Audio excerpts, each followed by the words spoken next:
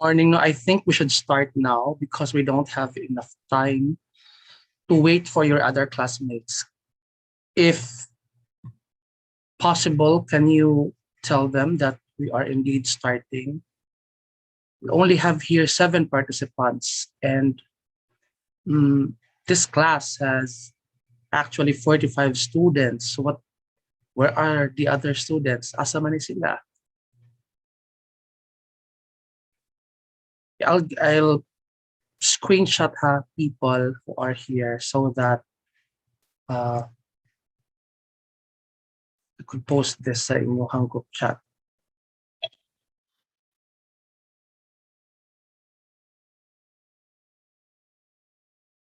Screen. Okay.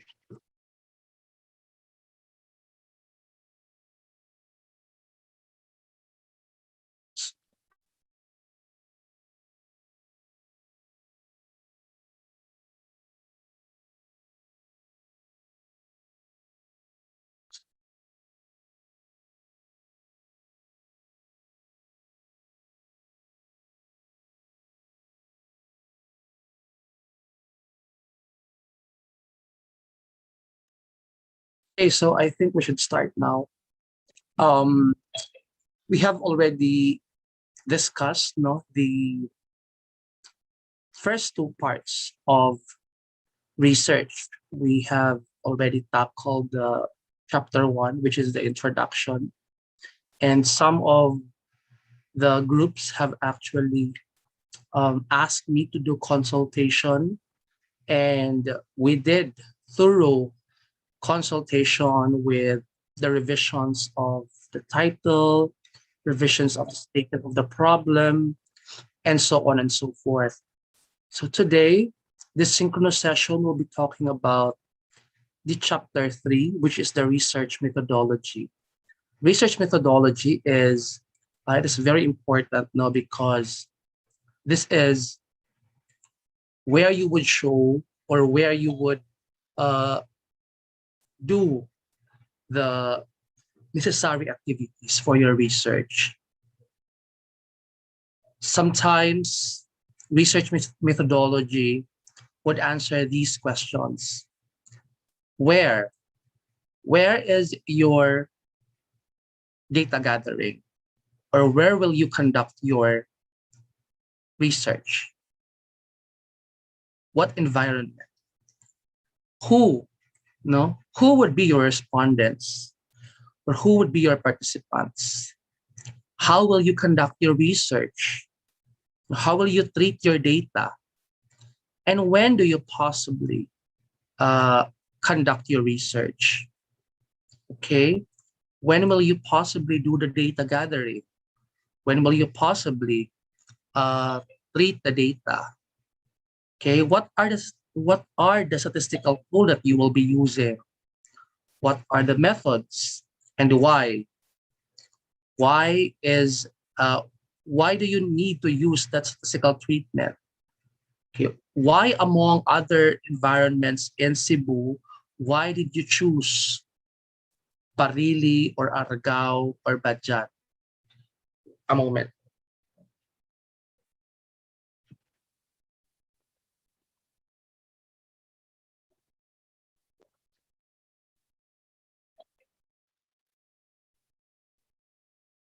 Okay, so research methodology would basically answer these WH questions. Okay, in research methodology in chapter 3, we will have 5 sections. First is research design.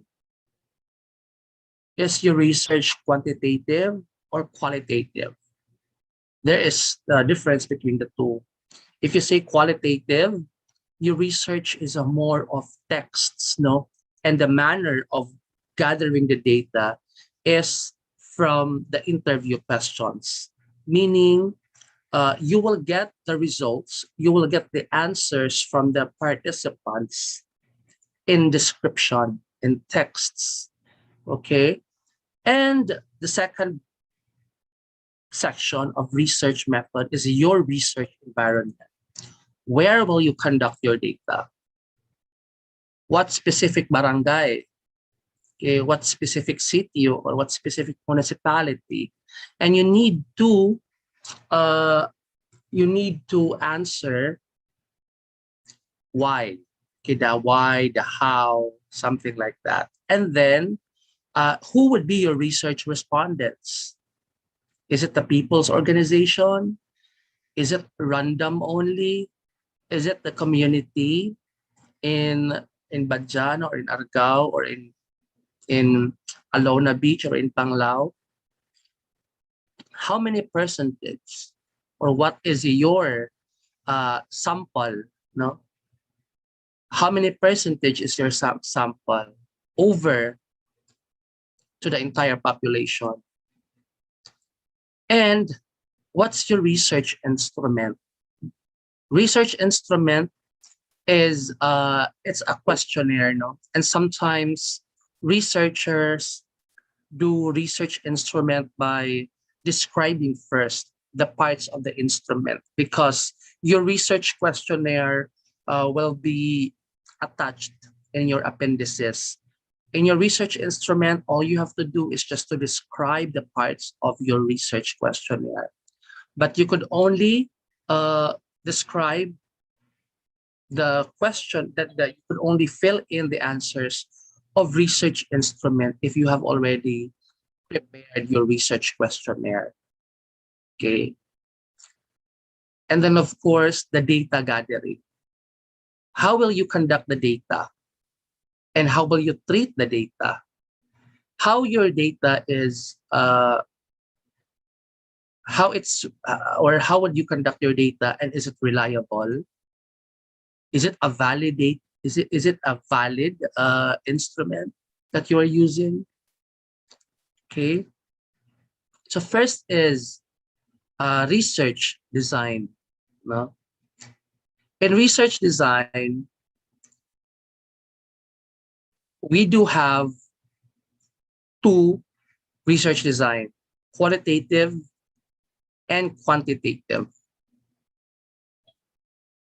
When choosing the right research design is that you have to look into your statement of the problem on how or what would be your methods in data gathering, or what would be your methods in treating the data. Is it based from interviews? If it's based from interviews, then it's qualitative.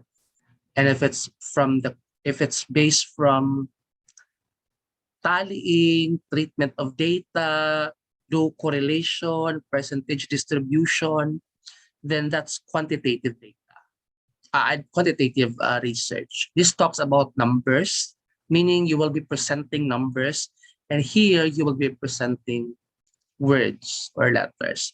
Let us just read the conceptual differences between the two. So qualitative daw is concerned with understanding of human behavior from the informant's perspective.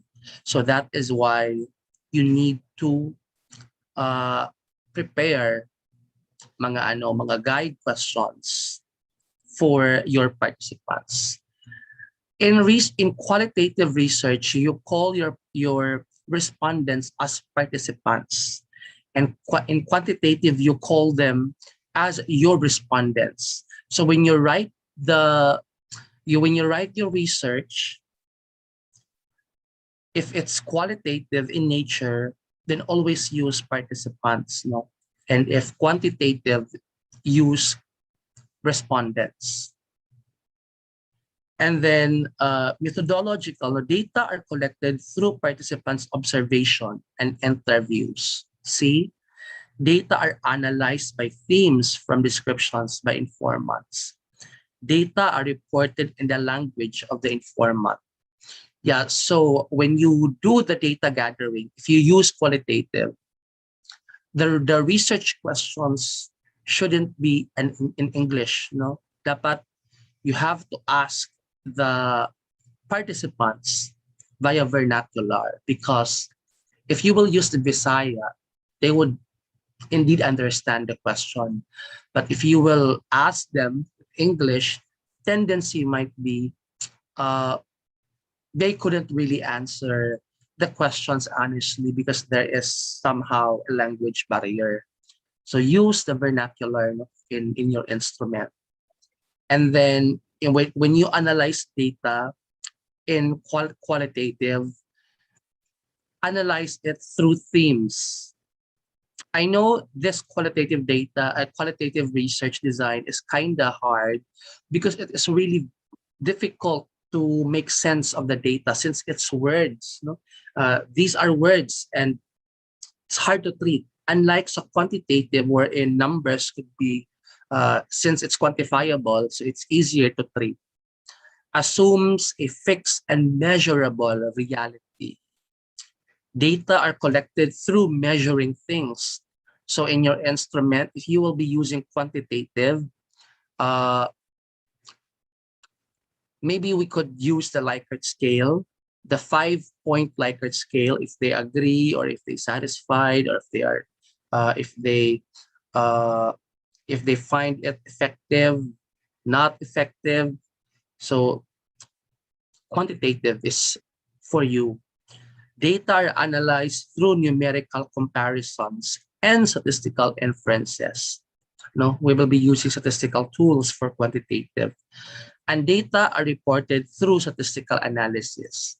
So if you will be presenting numbers, the bottom line is if you will be presenting numbers, then it's quantitative. If it's pure texts, qualitative. Questions. Sir, how about there are questions in our instrument or in our questions in our research, what do you call this? Our research, uh, not guide questions, but research questionnaires na somehow would arrive into text and some parts of your research questionnaires needs to be answered by quantitative. So that's what we call hybrid or mixed research method. It's mixed qualitative, quantitative. It would only happen if your statement problem number one could be answered by numbers. No, let's say uh, the percentage of, let's say the percentage of financial performance. Then that's quantitative. Number two, let's say their challenges in coronavirus. So that's qualitative because they will be answering their challenges based on their own subjective opinions. So this is a mixed method, quantitative and qualitative.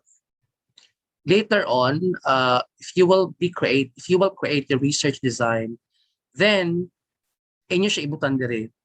This mixed research method, or if it's purely quantitative, this quantitative research, or if qualitative siya, this qualitative research aims to put your research objectives, no? Aims to measure or aims to develop or something like that. And then the uses of what sampling technique. So here are the sampling methods. We do have probability and non-probability sampling methods. So why do we need to use samples? Of course, no, we couldn't get the data from the entire population. Let's say, for example, your environment is, let's say, Panglao, no, Panglao. Panglao has approximately, example lang niya, let's say, 10,000 population in Panglao.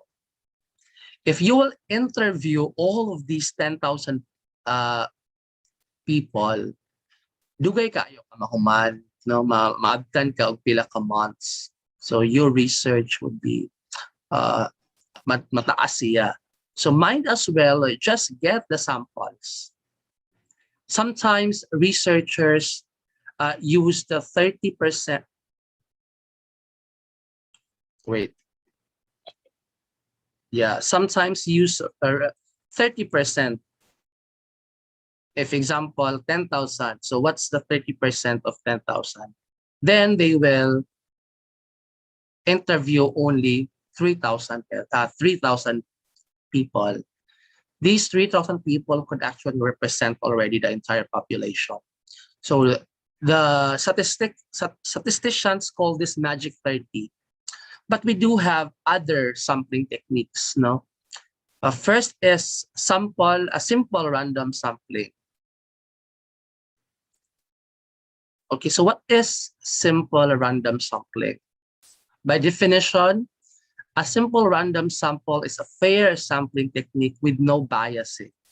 It involves a large frame of samples. The researcher needs to have prior knowledge about the data being collected. It involves no restrictions on the sample size.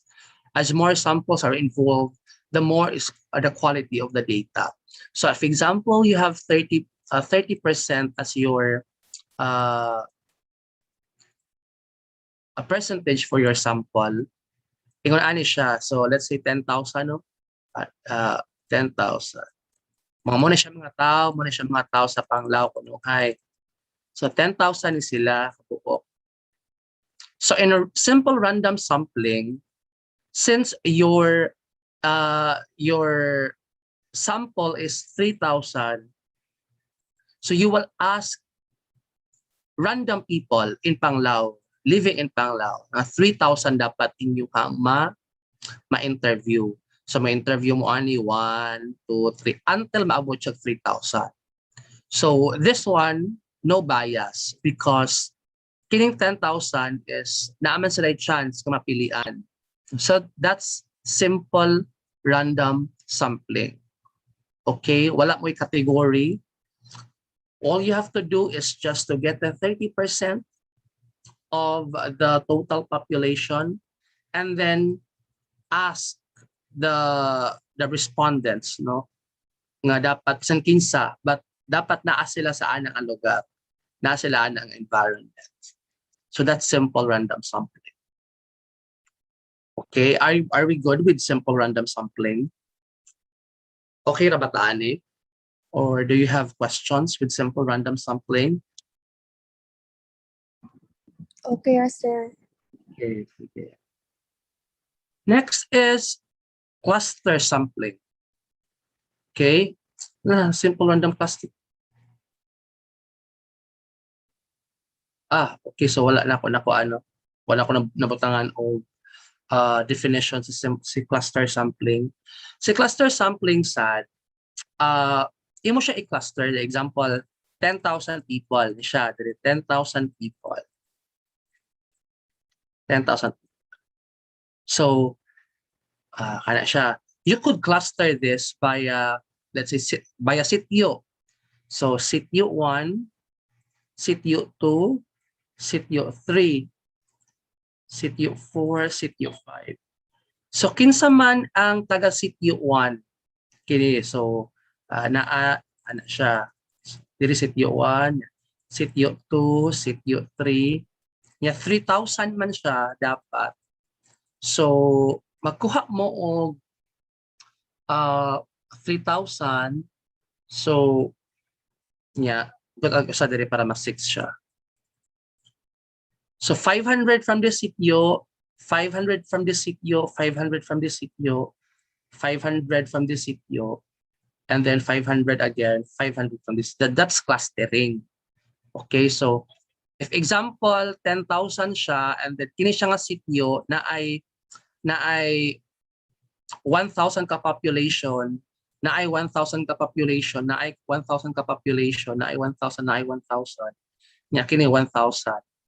500 ra gyud ang inyong kwaon. At 10,000 man no. So kana so 500 ani nga sitio, 500 na po ani nga sityo, 500 na po ani nga sityo, until maabot siya 3,000 because 30% man ang inyong kwaon for the sample. Okay, so that's how you do clustering.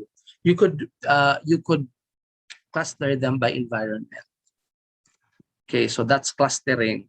Next is systematic.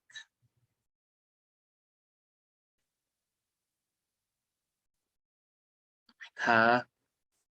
Balik ta. Okay, a systematic sampling is a statistical method that researchers use to zero down on the desired population. They want to research. Researchers calculate the sampling by interval by dividing the entire population size by the desired sample size. Systematic is an extended implementation of probability sampling in which each member of a group is selected at regular periods to form a sample. Example, 10,000 kabuok. Ay kanitang taas lang, dako na kayo na siya ng mga sample, ang population. Let's say, 10.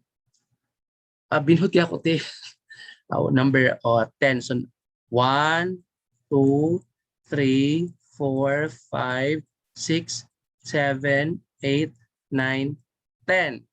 So 30% of 10 is 3. So mag-ihap mo 1, 2, 3. Or 1, 2, 3. O niya mo ihap pasad mo 1, 2, 3. And then ihap pasad mo 1, 2, 3. So kini inyong 3 man o 3. So dapat 3 na po ang inyong kwaon kay 30% of 10 is 3 raman. So kung saan man siya pag-interval, 1, tag 3, tag 3. 1, 2, 3. Mag-ihap baron mo o 3 ang kwaon. So if example 10 siya, 1, 2, 3, kini siya. 1, 2, 3, kini siya. 1, 2, 3, kini siya. So ang makuha nga inyong sample is number 3, si number 6, o si number 9. Okay, so that's systematic sampling. No, mag-ihap-ihap mo, mag-interval mo. So that's systematic. Next is stratified random sampling. It is a statistical method that researchers use to zero down on the desired population they want to research. Research calculate the sampling interval by kuan man gahapon siya systematic. Stratified sampling wala man siya kuan. So a stratified sampling is a method in which the researcher divides the population into a smaller groups that don't overlap but represent the entire population. As example, in stratified random sampling, 10 kabuok lang gihapon. So 1, 2, 3, 4, 5, 6, 7, 8, 9, 10. Imo siyang i-narrow down. If your research would talk about the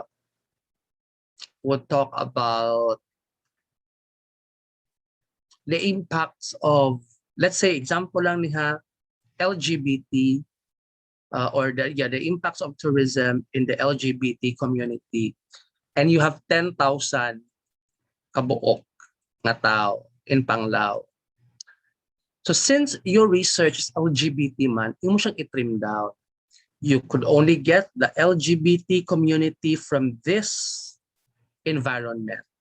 So diba? So instead of 30%, manguha na lang yun kag LGBT community so as to give you the sample size.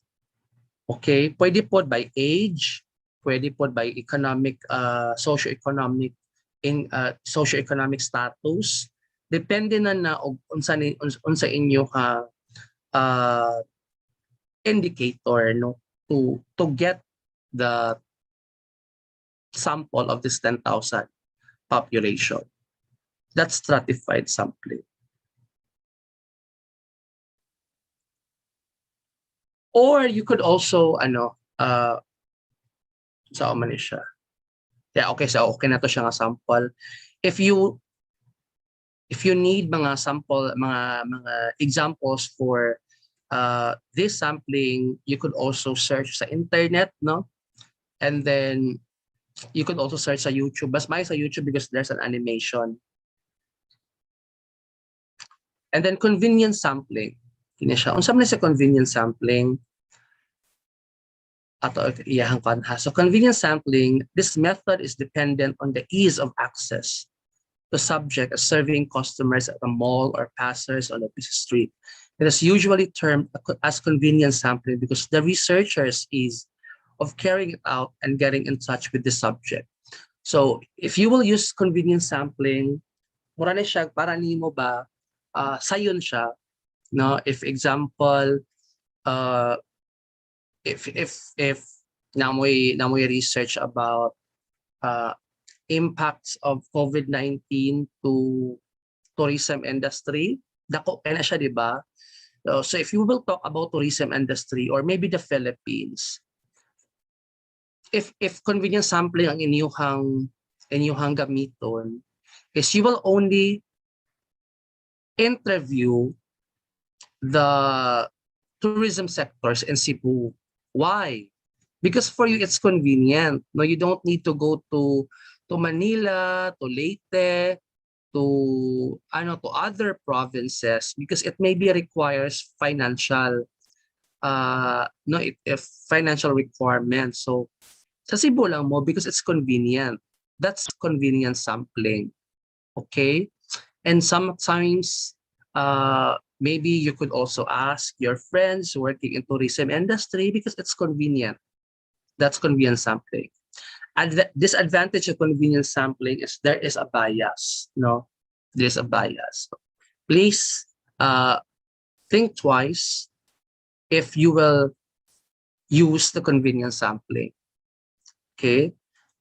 Next is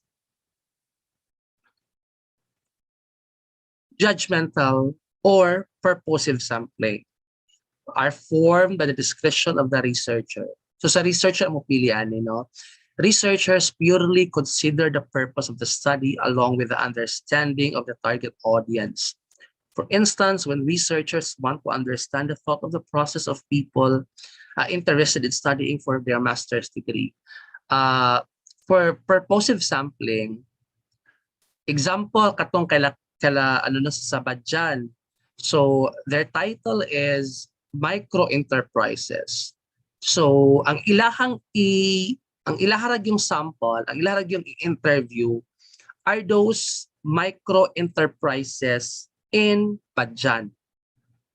For the purpose, nasa na yung purpose, ana? Because they want to get the financial performance, the human resource of these micro enterprises or of these community. So that's purposive. Nasa na yung purpose. Okay? I hope that you have understood purposive sampling. It's different from convenience. Convenience is it's not purposive, but you could actually get the sample because of your convenience. No? It could be financial convenience, accessibility, but for purposive, dapat ang inyuhang target or the respondents have this knowledge of your research kay para at least ba the result, no, or the findings of your research is conducive to the is conducive to the respondents or to the research. And then snowball sampling. Snowball sampling is a method that researchers apply when the subjects are difficult to trace. For example, it will be extremely challenging to survey shelterless people or illegal immigrants. In such cases, using the snowball theory, researchers can track a few categories to interview and drive results. Kaya siya, example, lisod kaayo mangita o micro-enterprises in Badjan. Kunuhay lang, no?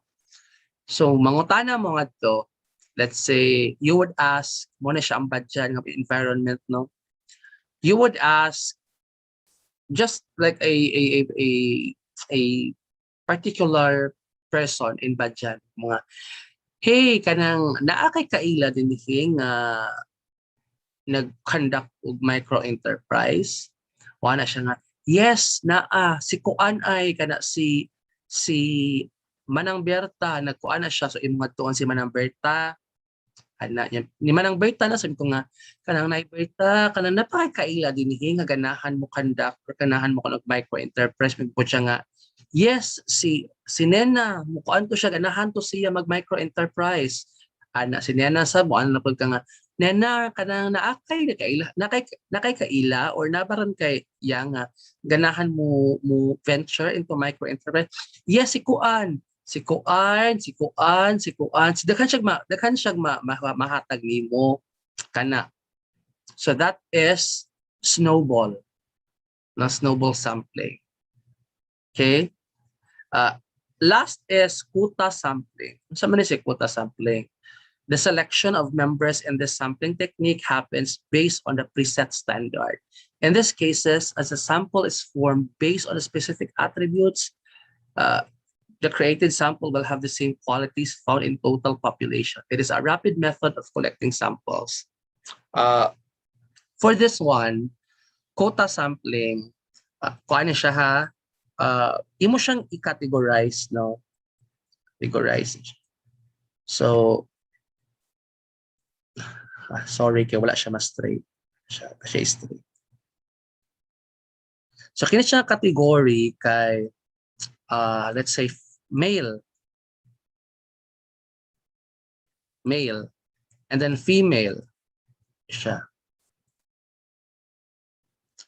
And then in the entire population na ay let's say 5,000 males. And then 7,000 females. Ana. So sa quota sampling, magkuan mo og 30%. Kaya di ba 30% man to ang magic percentage. So from the male, kuha mo 30%, kuha sa mo 30% from the female. So unsa may pila may 30% sa male. Example lang niya kay wala let's say 1,500. Nya sa female, example lang sa kay dili jud ko kakuha sa 30%, no? Using my let's say 2,000. So kini mong interviewon, kini po na imong interviewon sa female, kini po na imong interviewon sa male. So that's quota sampling. Okay, so I hope okay ra makuan ra understood ang quota sampling. Okay, so let's have our research design. This is an example on research design. This quantitative research design, in this case, I'm using quantitative, aims to determine the level of preparedness and willingness to adapt tourism activities among the deprived, depressed, underdeveloped communities in Ormoc City, Philippines. So this is my objective. The study uses stratified probability sample because I will be using no stratified probability sample kay ako ma-trim down ng ilang income. So first is muna siya ang samples na tag-as og income, then second ng mga ubos-ubos og income, and then pinaka-ubos og income. So why did I use stratified probability sample? Because ang pinaka-ubos og income man ang akong tabangan since they are in the bottom of the pyramid. No, so muna siya ako if it's in the context of social entrepreneurship. So I will be using stratified probability sample. Then I will now discuss the parts of the instrument. The research instrument has categorized into 4 parts. First is the demographics, which is my first statement, which is my first sub-problem. Is a willingness to adapt. This is my second sub-problem. Preparedness to adapt tourism initiatives, my fourth sub-problem, and perceived challenges. This is my fourth sub-problem, and then this is my third sub-problem, unpreparedness. Always remember, guys, that each sub-problem dapat naa siya corresponding part sa inyong research questionnaire. Okay, para at least ba, di ba? Why do we conduct research? Why do we have why do we have problems? In order for us to answer the problems. No, so how? Then create a research questionnaire and conduct the data gathering. Dapat naa siya connection. Okay, next is research environment. In your research environment, you have to present maps. No, I would suggest if you will use the Google Earth map because it's. Oh wait, na now.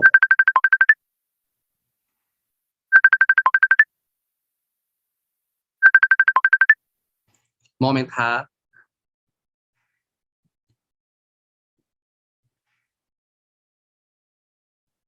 Nanawag si Ma'am Mel.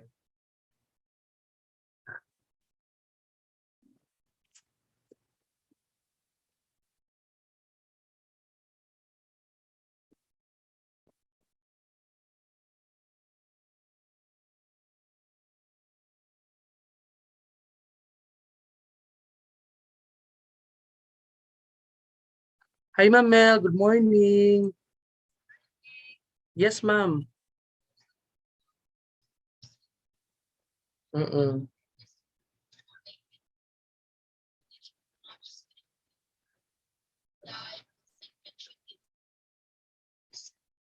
Mm-mm. Yes Ma'am Mel. Kuan siya ma'am kanang unlike man gud before nga di ba sa una kay kung unsa to iyang pitch mao pud to ang iyang concept plan, di ba? Karon ma'am is lahi naman. Kuan man siya ma'am kanang one entry per category. So sa kana siya nga kuan, kana siya nga class, pwede gyud nga si group 1 ang mo represent sa paper, si group 2 o ingana oo. Yes, yes ma'am.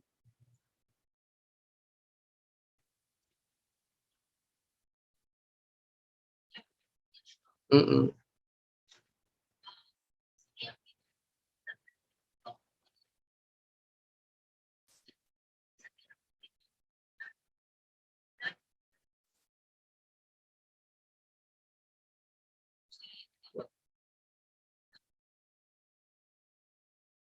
So ang kanang bamboo sled ma'am is as a iyang video pitch nagkuan siya bamboo sled ang iyang video pitch. Okay. Oh, meaning ana ma'am ang iya. Oo, concept plan lang gyud ang iya ha. Mm.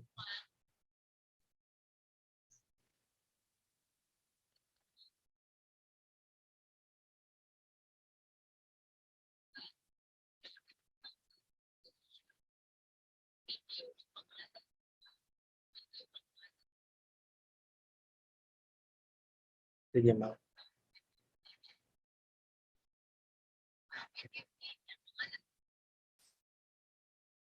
Mm. Yes ma'am, video pitch.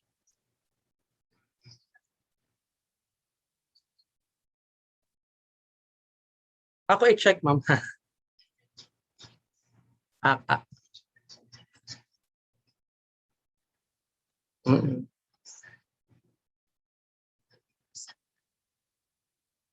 Sige ako i-check ma'am a moment. A moment sa.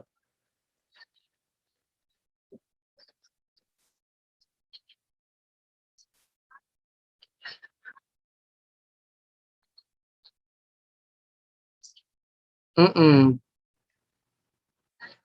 Mm. Kuan siya ma'am Mel. Kining healer mao ni siya ang sa group 1 GEFL o GEFL ISA balang ilang gipadala ma'am for video pitch is kining healer. Pero sa ilahang concept plan ang ilang gipadala is the healer gihapon unya sa group 2 si Bamboo Sled ang ilahang paper pero sa ilahang video pitch ang ilang gipadala is a life verse.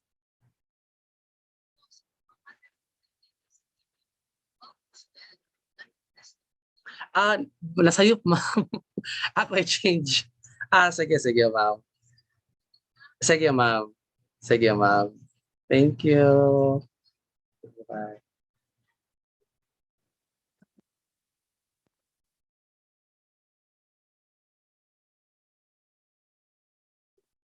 Okay, sorry for the ano. Okay, so we have here the asan ba to? When you present the map, always use vivid maps. Kini siya national, you have to discuss first the national, regional maps, and then lastly is the city or the municipal maps. If you could provide the map of the barangay, then mas better siya if ang inyong environment is the barangay. I would suggest to use, if you could use Google Earth, mas kuan mo gud si Google Earth, mas klaro siya, mas tin-aw ang iyahang capture no sa maps as compared to mga 2D, two-dimensional maps. Okay? You have to discuss first the Philippines, nganong what's going on in terms of particular tourism portfolio in the Philippines, in region, and your city municipal. Here sa pinakalasing, if you have barangay, di adto naman mo discuss nganong kana siya nga environment ang inyong gipili. Okay? Pwede pod nga sa ako sometimes I only use two maps, only the regional and then the municipal. But pwede po din niyo siya i-include si national. Okay? Now is research respondents. Are we good with the environment, kini? Okay ra ba ta ani? Questions for the research environment? None, sir. Okay. So Sige. na-record din siya, sir. Excuse me, sir. Na-record din siya, sir. Yeah, na-record siya. Next is research respondents. So kinsa man ni sila? Who is our research respondents? Unsa man ni sila? What are they? Pila man sila kabuok? How many are they? A moment, kinaay nagsabad. Higher mute. Okay. So perhaps we could provide statistical representation of the sample. So dili na to mosud no sa inyong sampling technique, sa inyong probability sampling, non-probability sampling, or you would use a stratified. Dili na siya mosud. Okay. So how did the researcher come up with the samples? See, discuss the sampling technique. Kato, example, who is our respondent? Sige siyang i-discuss, no? Our respondents is the micro enterprise in Badjan. What are they? They are actually, imo siyang i-describe inyong characteristics, kinsa man na sila, and then provide statistical representation of the samples. And then moingon mo nga, the entire population, the entire micro enterprise in Badjan are, let's say, 50 micro enterprises. And then how did the researcher come up with the samples? Yung then mo dayon nga, the researcher have actually used the stratified sampling technique. Yung siya discuss why kana siya. So mo na siya inyong paragraph. This is just a guide question, no? Na para maka-answer mo aning research respondents. So kinsa, unsa, og pila ka buok, and then discuss the research sampling technique. Now for the research instruments, you have to describe the questions being asked in your statement of the problem 1. Ayaw sa siya i-present ang inyong research questionnaire, but just to describe it. Unsa man ang inyong first part of the research questionnaire. Like for example, mga research instrument has been categorized into 4 parts. No, the first part of the research questionnaire are questions that would ask or that would answer research questions that would ask the performance of the micro enterprises in terms of human resource, financial, and the second part of the questionnaire are questions that would ask, no, on the challenges of the respondents. Yan na siya. Ayaw sa to siya i-show ang inyong kini, but only discuss or describe unsay na sa part 1, unsay na sa part 2, unsay na sa part 3, and then part 4. Okay?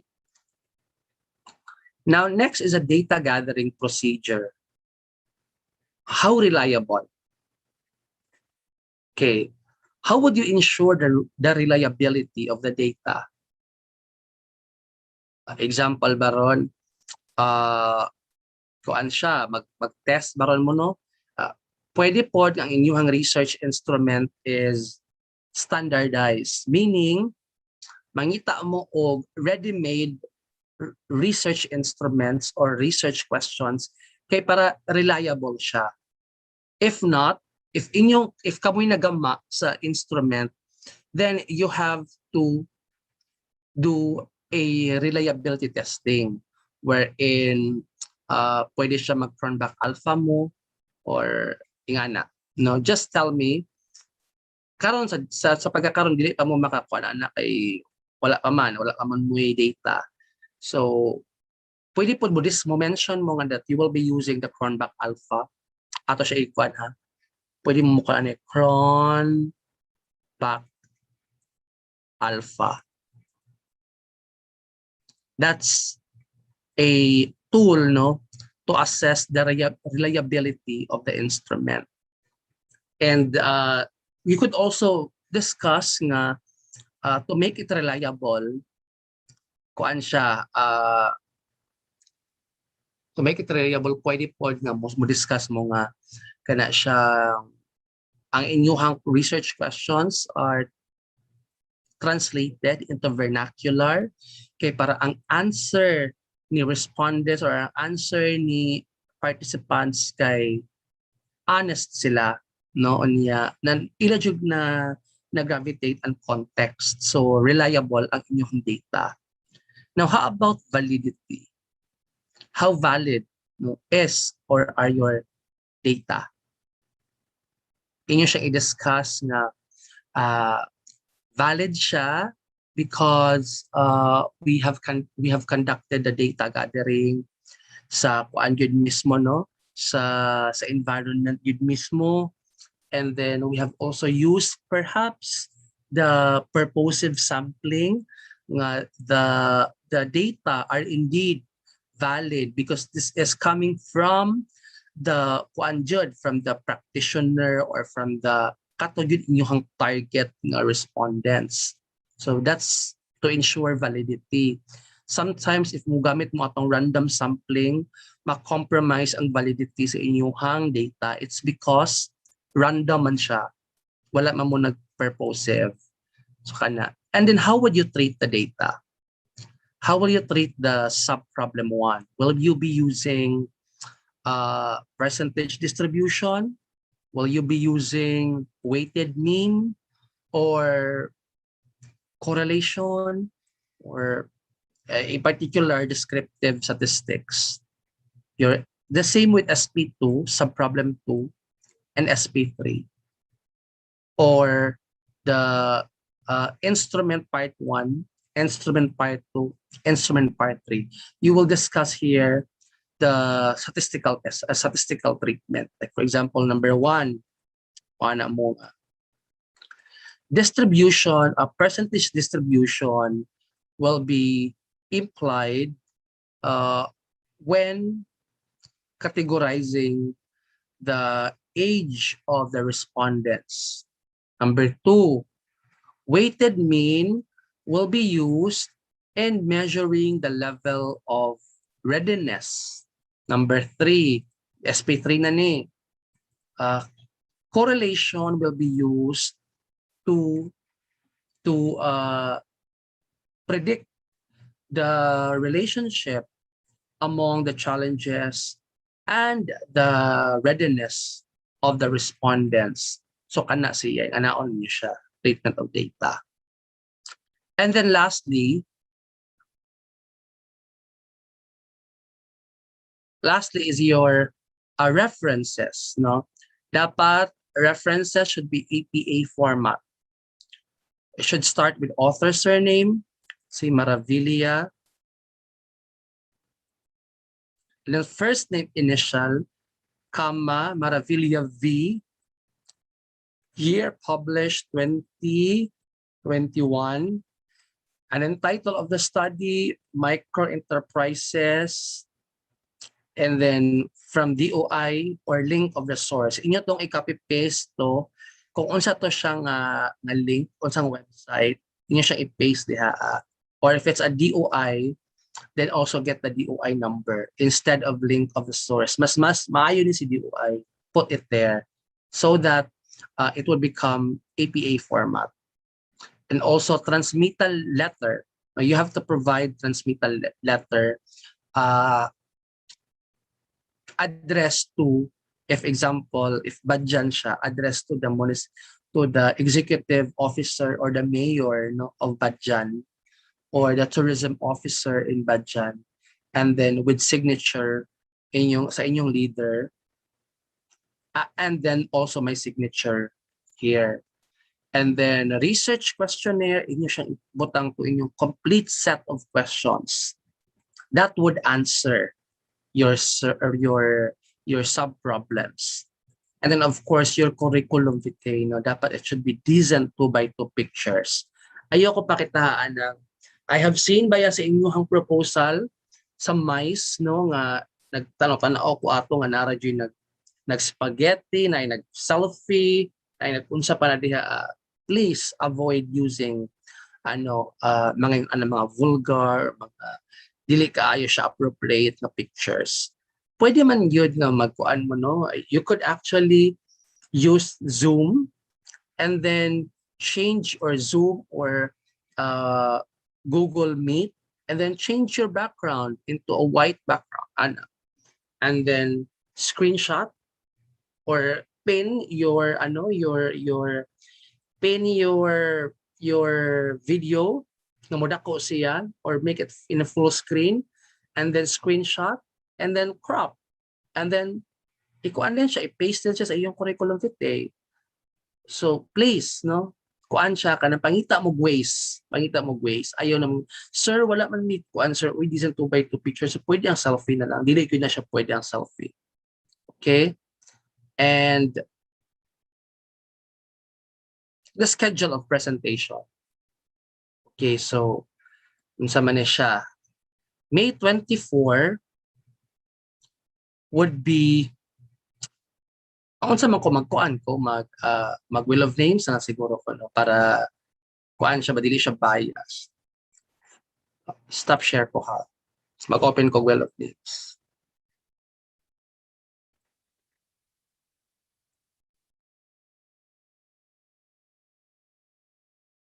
Okay. Wheel of names.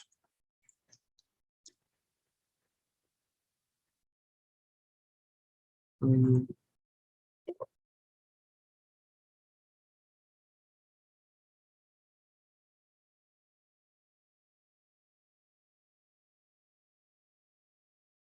siya. So group 1,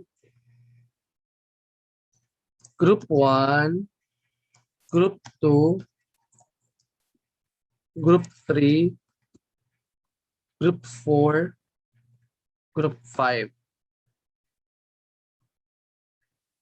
Okay. Balik ko present.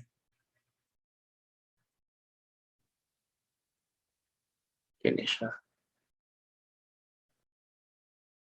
Okay, sige. So let's spin.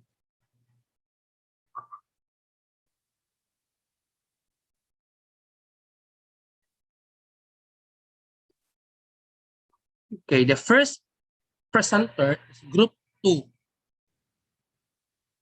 Group 2. Ako ibutan din. May 24, 9 to 12. 9 to 12. Group 2. Okay. Next.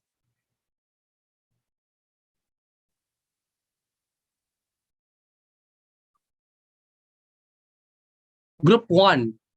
Group 1 would be May 24, 3 to 6 p.m. Group 1.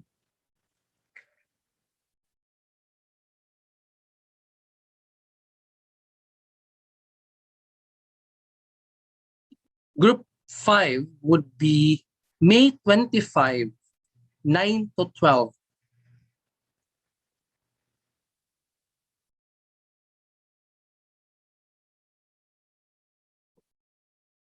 Group 5.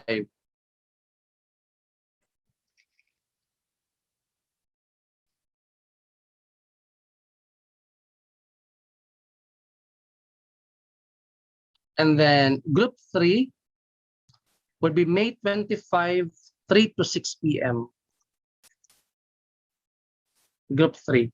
And lastly, May 27, group 4, 9 to 12. Okay. So, ang ita tao, kato ipa. Pause lagi siya. Kinino? Sa tanawan ninyo. May 24, group 2, May 24, 3 to 6, group 1, May 25, group 5, May 25, 3 to 6, group 3, May 27, group 4. Okay, I hope it's clear. Okay. While preparing your research methodology, prior sa final presentation, mo to siya ang final presentation from May 24 to 27. Still, we need to have series of consultation parehara gihapon para at least when you present it sa final na di na siya parehas kato nag-consultation ta nga I will be presenting the paper. Amo na mo present, wala na koy lain nga buhaton is just to write my suggestions for revisions.